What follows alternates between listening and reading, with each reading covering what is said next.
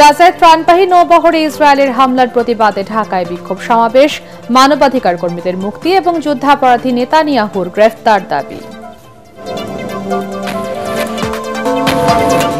ত্রাণবাহী নৌবহরের সবশেষ জাহাজ মেরিনেট গাজা উপকূলে আটকে দিল ইসরায়েল।